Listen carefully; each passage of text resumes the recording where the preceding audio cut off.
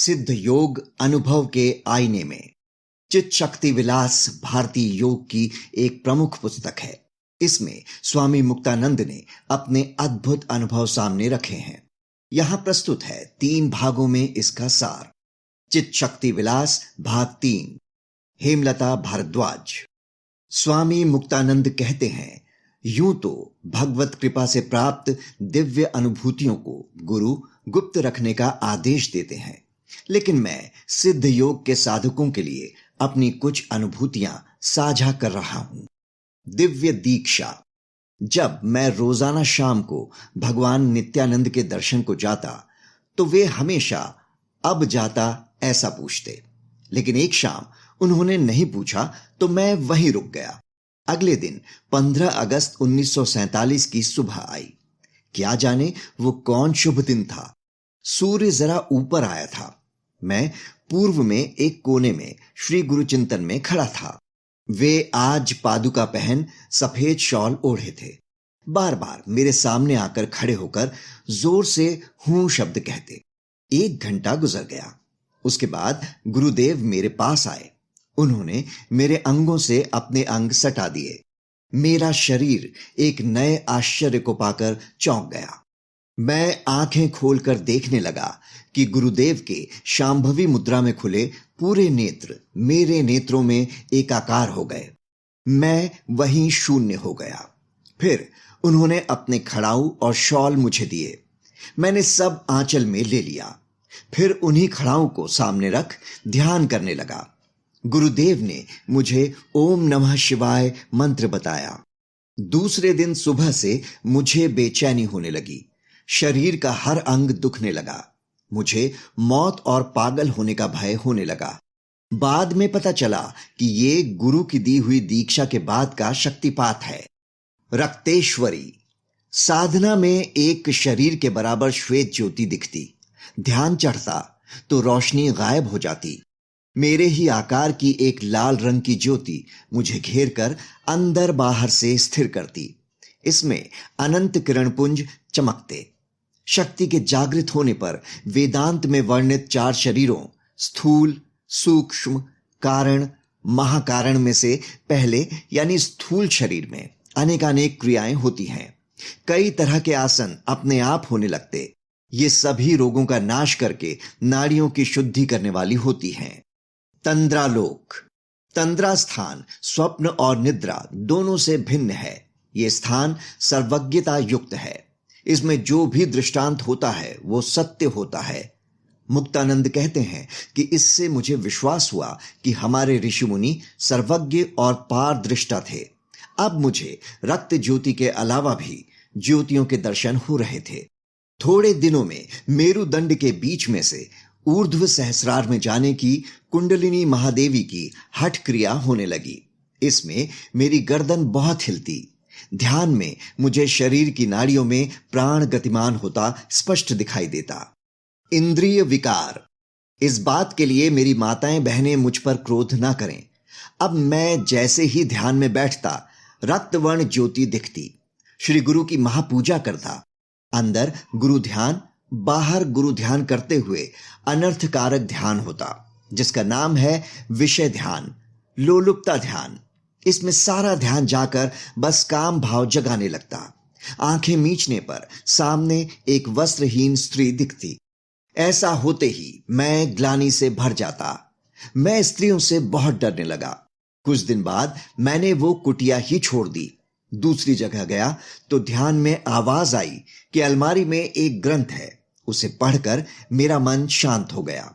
पढ़कर पता चला कि वो माता जो दिखाई देती थी मेरे अज्ञान के कारण, डर के कारण इतनी कष्टकारी हुई, वो तो महादेवी कुंडलिनी थी। मैंने मां से क्षमा मांग फिर ध्यान किया। यौगिक क्रियाएं। मुक्तानंद कहते हैं कि अब मेरा योग अभ्यास बड़ी तेजी से बढ़ रहा था।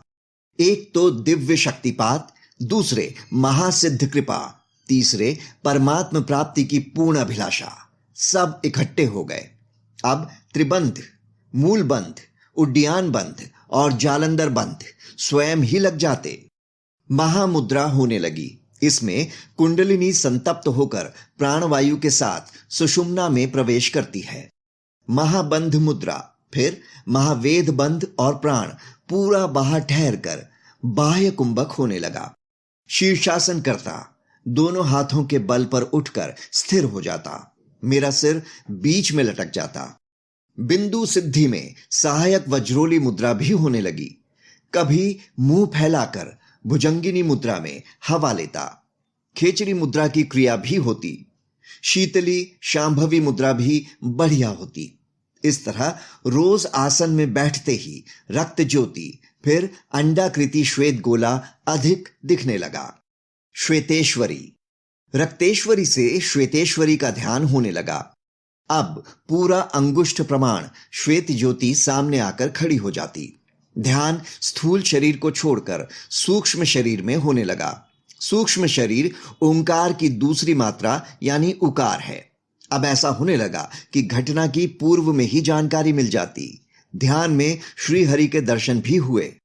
कृष्णेश्वरी, श्वेत ध्यान के बाद अब कृष्ण ध्यान होने लगा।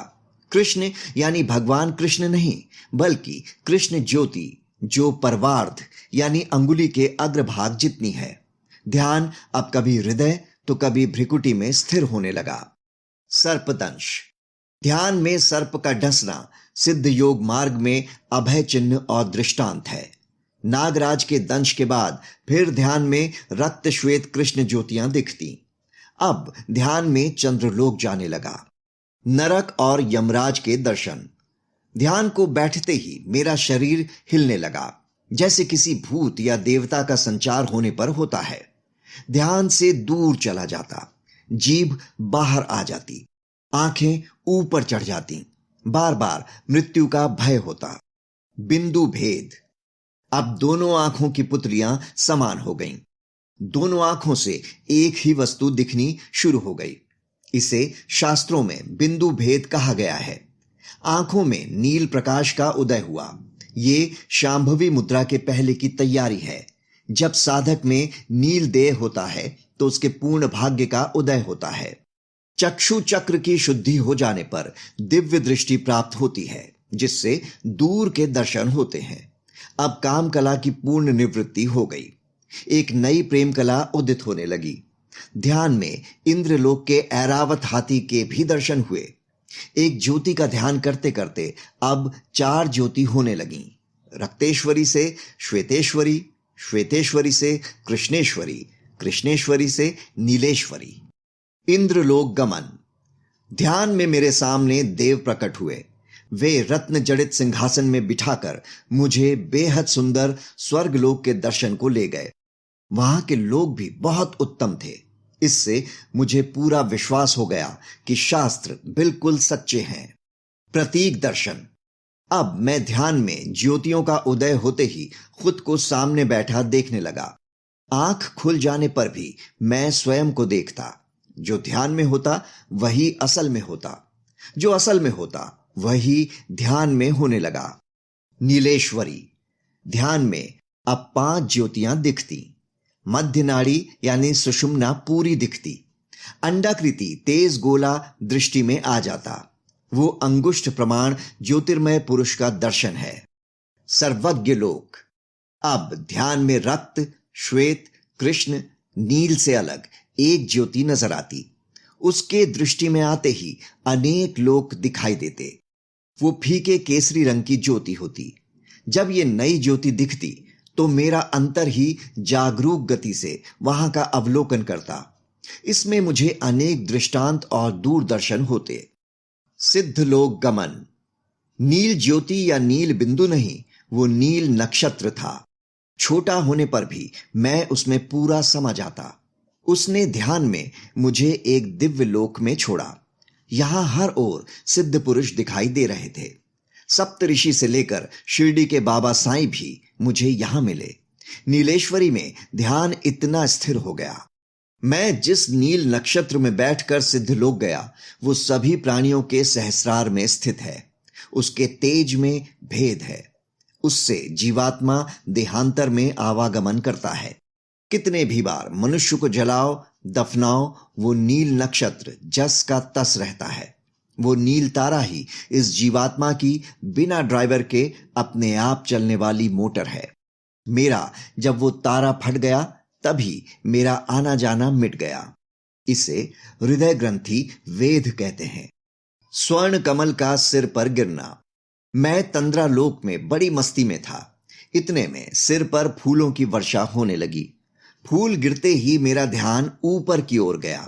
तभी सिद्ध महात्मा ने सिद्ध लोक के सरोवर से एक 2 फुट व्यास का बड़ा स्वर्ण कमल मेरे सिर पर बड़े जोर से फेंक दिया। वो ओंकार के नाद के साथ नीचे आ रहा था। आंखें खोलने पर वो पृथ्वी पर मेरे सिर पर गिरा पाया। पितृलोक ये स्वर्ग और सिद्ध लोक के बीच में है। यहां अनेक तरह के पितृ हैं। स्वर्गलोक, नागलोक और चंद्रलोक की तरह यहां सबके लिए समान भोग नहीं है। यहां पृथ्वीलोक वाली असमानता हर ओर दिखाई देती है।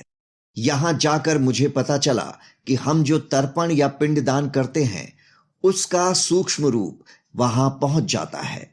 हमारे पितृ वही खाते हैं जो हम दान करते हैं। दान पुण्य ग्रहण करके वे आशीर्वाद देते हैं, ये भी सत्य है। जहां हम तुम रहते हैं वो मृत्युलोक है। जैसे मृत्युलोक सत्य है वैसे ही पितृलोक भी सत्य है। नादलोक। ध्यान में नया स्थान नादलोक प्राप्त हुआ। नाद कई प्रकार के हैं। कभी मेघ गर्जन तो कभी झरने से पानी गिरना, कभी रेलगाड़ी की आवाज आती है, कभी नाम संकीर्तन तो कभी मृदंग। इसमें मेरी नींद बिल्कुल चली गई। नाद अनुसंधान में योगी में एक नृत्य कला उदित हो जाती है। वो नाचने लगता है। साधक समझते हैं कि नाद का उदय दाएं या बाएं कान में हो रहा है, लेकिन वो कान में नहीं बल्कि सहस्रार के ऊर्ध्वाकाश में होकर कान में सुनाई देता है। इससे याद रखने की क्षमता में बहुत इजाफा हुआ। नील पुरुष का दर्शन यानी सगुण साक्षात्कार। जब मैं अपने गुरु का स्मरण करके ध्यान में बैठा तो सभी ज्योतियां प्रकट हुईं।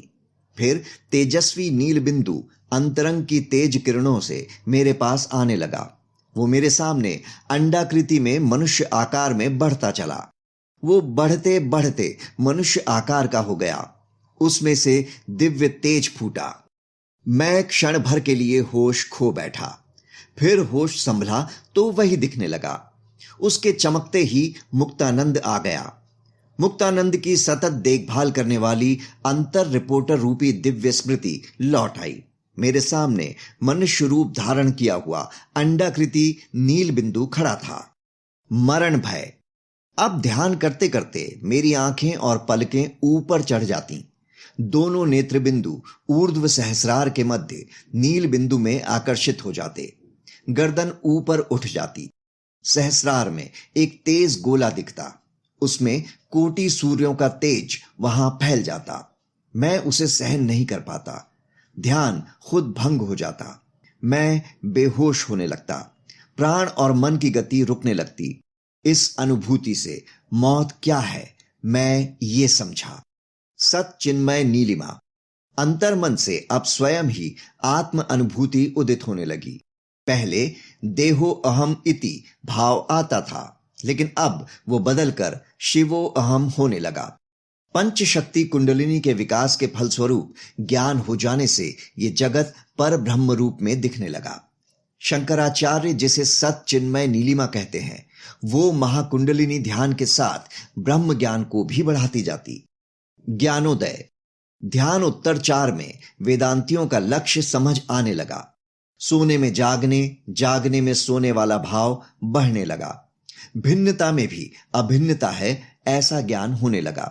इससे ध्यान और दृढ़ हुआ। ध्यान के साथ ऊर्ध्व दृष्टि सहस्रार में जमती गई। दोनों नेत्र बिंदु सहस्रार में खिंचते चले। ऐसा होने पर नई घटना हुई। साक्षात्कार। ध्यान की मात्रा पूर्ण होने लगी। साधन की समाप्ति, परमार्थ यात्रा की पूर्ति, अंतरात्मा की पूर्ण तृप्ति पास आ गई।